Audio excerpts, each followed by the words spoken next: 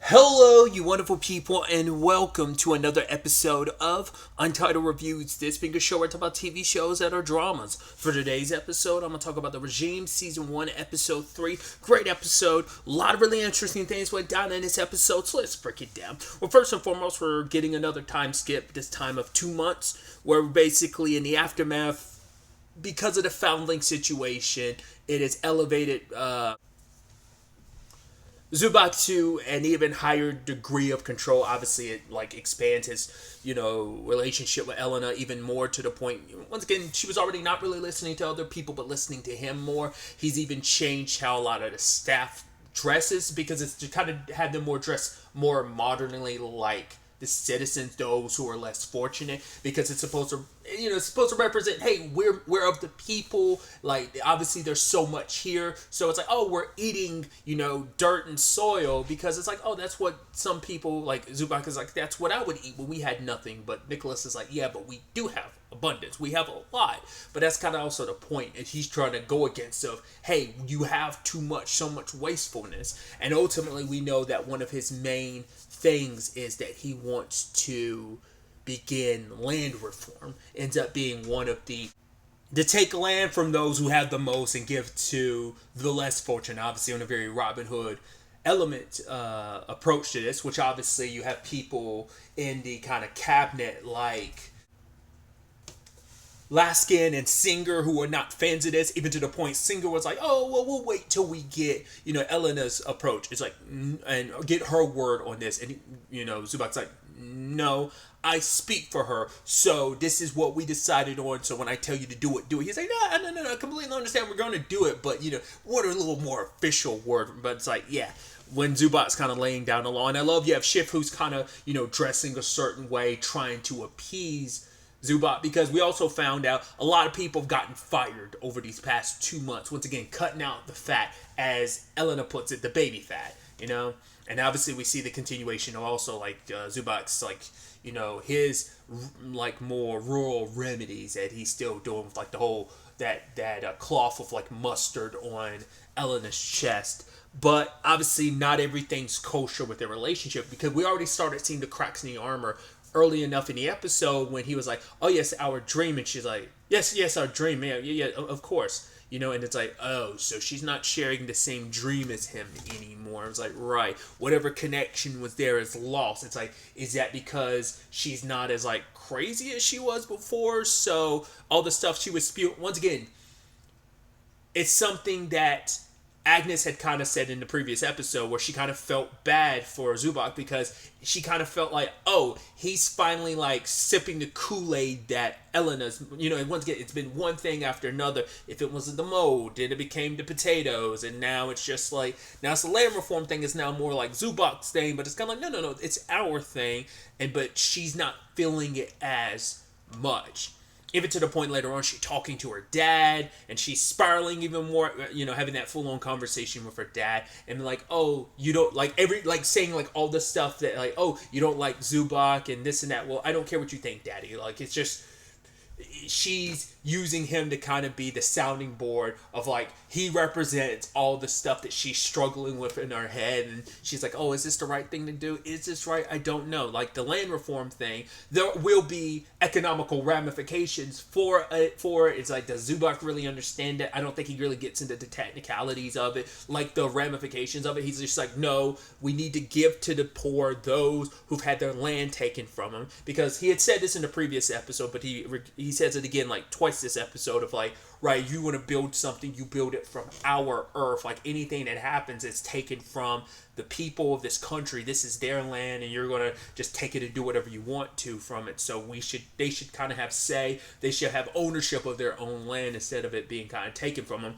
Hell, we even find out from a conversation with Nicholas and Elena that there's a holding company that owns 50% of the land, and she's like, oh, so what, we take a little cream off the top, and Nicholas like, honey, that's a little more than just a little cream. It's wow, it's apparently, and then she eventually kind of unburdens herself to Zubak and reveals right, there's a billion more they've kind of got stashed away, and it's in a holding company, and it's got Elena's name on it, as well as Nicholas, and there's just so many strings attached to like 1,000 other people, and it's like, right, it's so much to like, you wouldn't be able to unravel it, because it did seem like she was having guilt over this whole situation, and it's like, she did, I think, felt bad about the land that's kind of being held away, and it's like, right, we're trying to give, because Nicholas was trying to make the point of, you can't really be of the people while also ruling them in that same capacity, because you can't give them back land while you're also keeping half of it for yourself and secretly. So it's kind of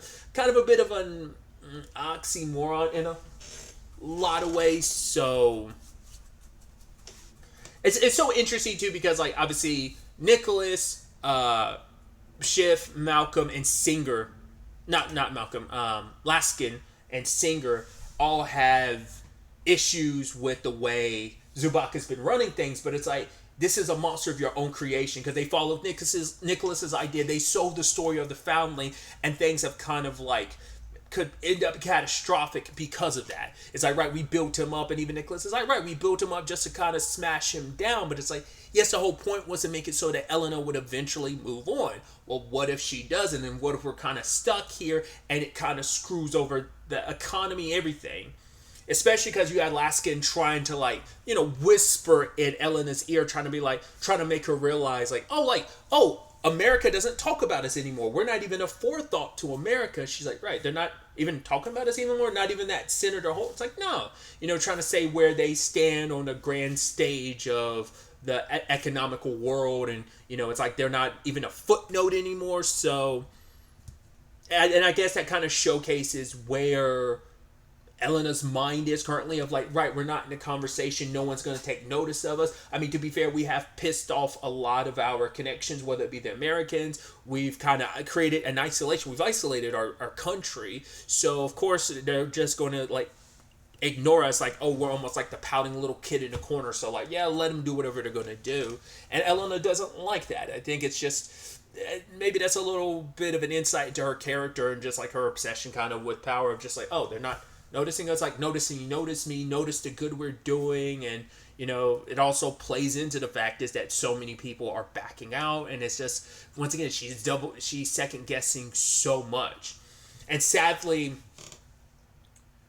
when she had brought up a lot of this to Zubak, like, she wasn't feeling well, she's like, I'm not even sleeping well anymore, not even sleeping at all, that, like, Zubak, like, grabbed her and, like, kicked a hole in the wall and was like, oh, smell the air. And she's like, no, I can't. So he's like, right, this place isn't making you sick. The disease, it's still inside of you. We need, once again, flush that out of you. And that's when he had her confess everything. But it turns out he was too rough with her, and he hurt her wrist. And so they concocted this lie, like, oh, she slipped on the gym floor and stuff like that. And then he kind of took it out on Agnes, and he was like, right, like, I should, like, basically hold you out the window. I should fire you for what you've done. But Agnes, it seems like she can see through him. Like I said, for whatever reason, Agnes seems like she has some kind of connection with Zubak, and he was like, right, do we understand each other? She's like, yeah, I think we clearly do. Like, you could tell Zubak kind of felt bad, because he's like, right, what happened to Eleanor, like, was on me, and I'm kind of taking it out on you when it wasn't your fault. You, like, she even made the point of, we're keeping this place running up to the utmost degree and specifications. Like, this is, like, being taken care of by, like, in the most top-notch way. So something like her slipping on the, you know, the gym floors are pristine just like any other place here. We're keeping it all in great condition. So, but it's almost like Agnes to some extent could see through it, and it's almost like she can see through him in a way that I think for a while he thought Elena could see him that way, and it seems like Agnes can. And I'm curious to see where that storyline ends up going, because she is the one that treated his wounds from, like, the self-inflicted stuff that he's done to himself. She did it this episode too, and helps him put on his uniform and everything. It's like, he's like, why do you even, like, care about me? That's kind of stupid. She's like, well, I'm just doing my stupid job. It's like, why does she seem to care about him? Once again, going back to episode 2, the conversation she had with Peter, once again, why does she feel bad for him? Like, there's sympathy when it comes to him. And like I said, I brought up earlier, I felt like it's because she felt bad. It's like, oh, we recognize how crazy Eleanor Arbo is, and we're just doing it just to placate her. He's basically he's sipped the Kool-Aid. He's part of, like, her madness. And it's sad that now things have kind of shifted, and Eleanor is pulling away from him, especially when she had her dream and her dad was calling her out. Like, I think a lot of her own insecurities manifested. And I mean, maybe that's exactly how her dad like talk to her of just basically it's like, oh, you are a figurehead, you're not really doing anything, you never were, and just calling her these foul things. It's like maybe her father did talk about her in that way, and it's like maybe that's what I mean. Maybe for the first time we're finally seeing what's kind of like the way she talks to her father. Maybe there is that side of it that we just don't see it. Like she's manifesting her father actually saying all these things. Maybe it isn't her and her madness imprinting it on. I mean, in the grand scheme of things, yes, he's dead. So yes, she is imprinting it on him. But I'm curious,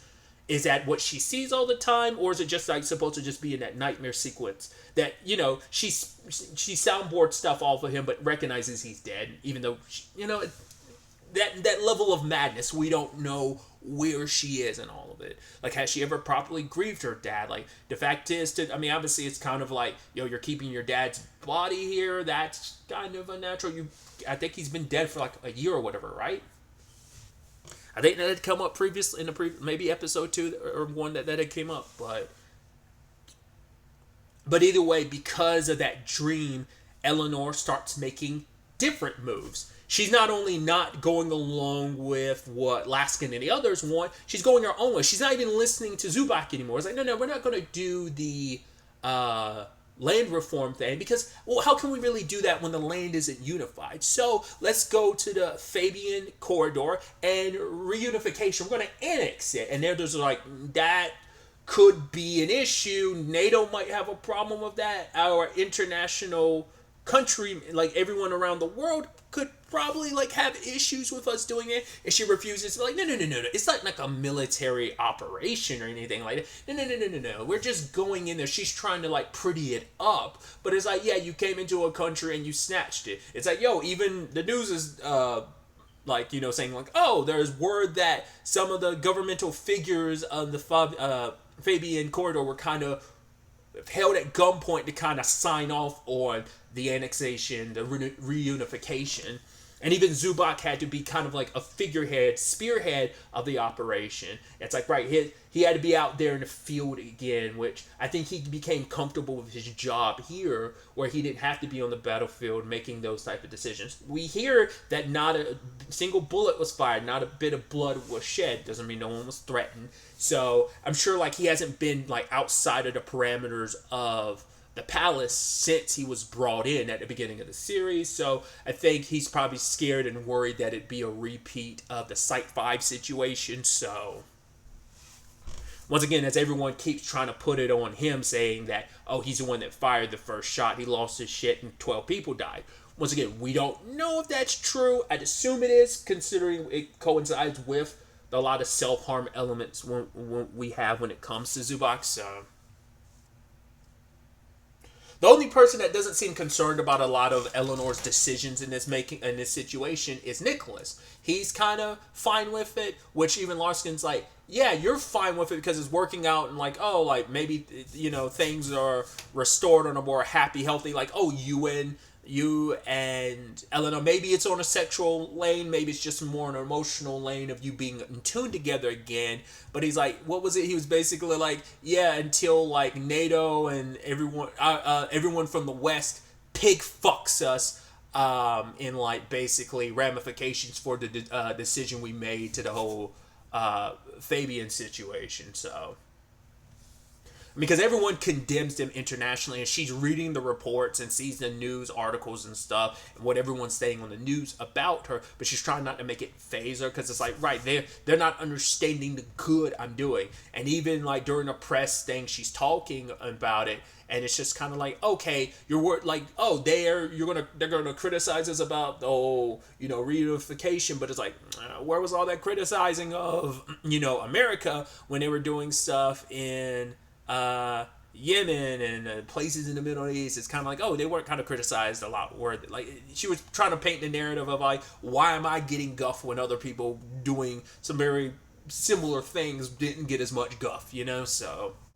even to the point now, she's no longer going to even do the land reform situation, suggesting like, hey, when it's all said and done, we don't want to we got to be careful with our money. You know, the land reform that we could do it next year or the year after next. We just have to be careful because, you know, we might have to pay back, you know, there might be some large scale amounts of money they'll have to pay out for what they've done. You know, they might get like tariffed and not tariffed. I'm trying to find the word that they'll just have to pay on a national level for their actions. So because Zubak wanted to also like make Elena like reveal her, because it's like, oh, instead of high ranking people, he invited citizens. It's like this way you kind of are more one with the people, the ones you refer to as love, so you've been so disconnected from her only interaction with actual people, not people of some note that are wealthy or whatever, just the people of her country, those who might be even less fortunate. Only like she's only handled being around people of the higher echelon. You know, you've been so disconnected from your people. He wanted her to kind of be able to connect in that way, but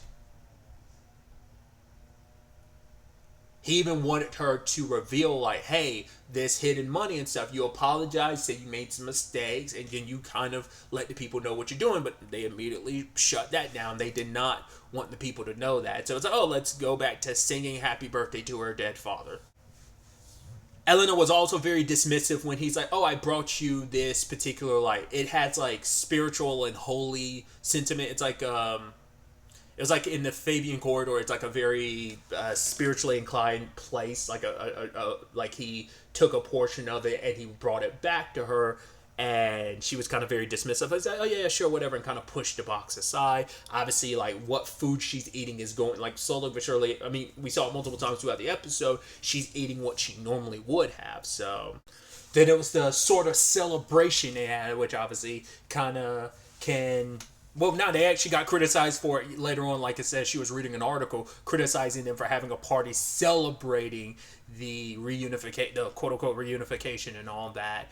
And obviously, we find out Emil's back. Apparently, he's going to be the one that helps facilitate the trade that they're opening up with China. So once again, all the work that Zubak, as you know, him and Elena, it's like, once again, this is our thing. It's kind of all becoming undone now, and that's rubbing him the wrong way. You can tell Nicholas is really enjoying it, because it's like, yeah, like Zubak is kind of getting pushed out just like he wanted it to. It's all working out in the end. I don't even know if he's fully recognizing the ramification of it all going to, like, once again, Laskin's even like, I don't know if this is going to work out the way you think it is. And, you know, maybe it's going to work out for him. Maybe it won't. Who knows? But the also sad thing is that Oscar, because of the flashing lights, ended up having a seizure, and his mom was completely, Elena was completely unaware. Luckily, Peter and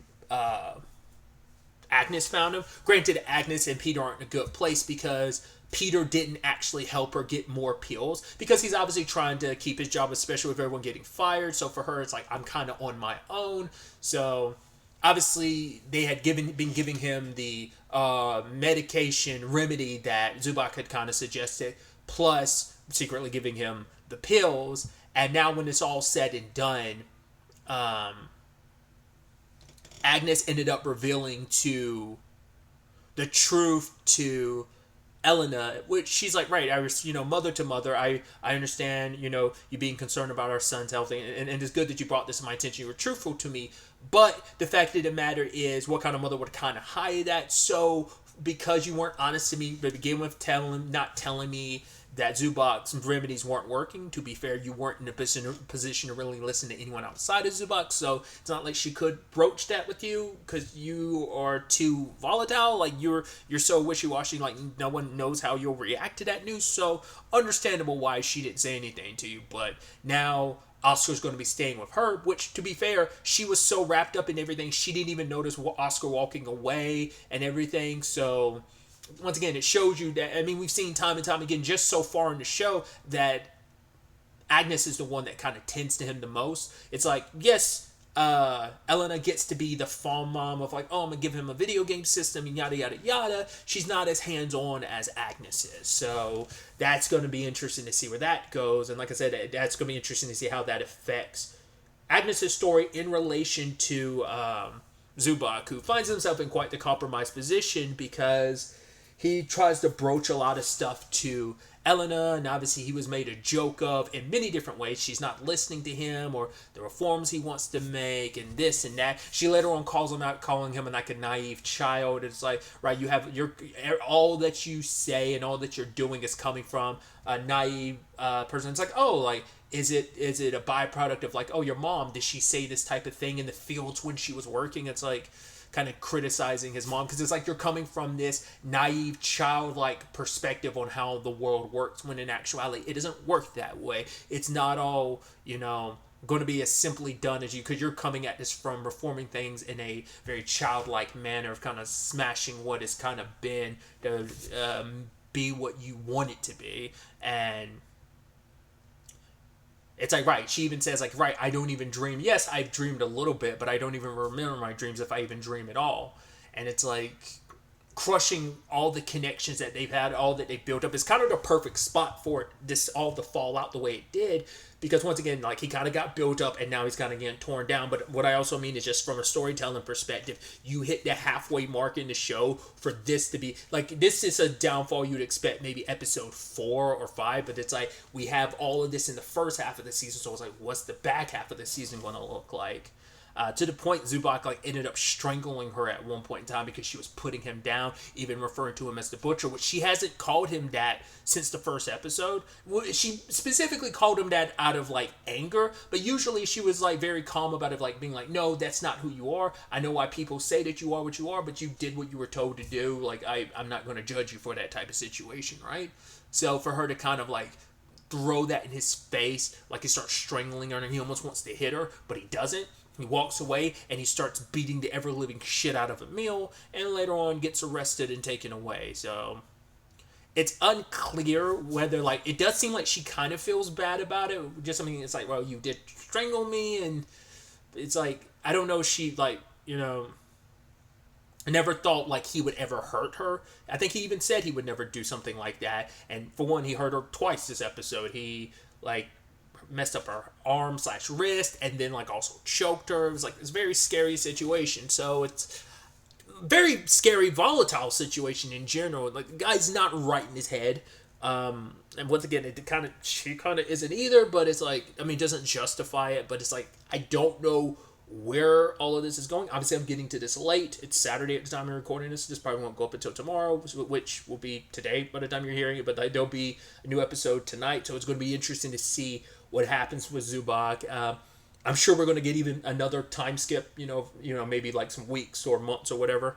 It's going to be interesting, because it could easily be a situation of, because I think it was like, first it was like a few weeks, and now the first time skip from episode 1 to 2 was like, wasn't it like 2 weeks or something, and now we got like 2 months. I'm curious if the next episode is going to skip and it's going to be like, 2 years. I wonder if that's how it's going to work, or will we pick up immediately? Probably not. Like I said, each episode has kind of been like some time in the aftermath. Like, there's the economical, the state of the country, like you kind of have to live in it.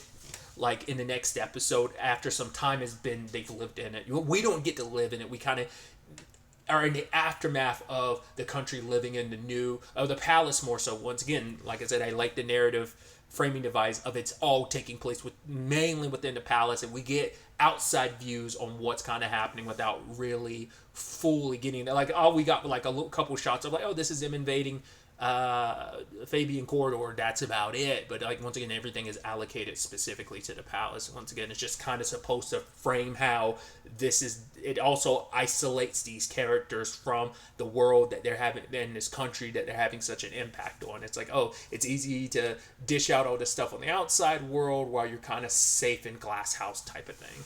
I'm mixing and horribly melding metaphors, but hopefully you understand what I'm saying. So either way, it's going to be interesting to see where the next episode, or the back half of this season, takes us going forward with everything.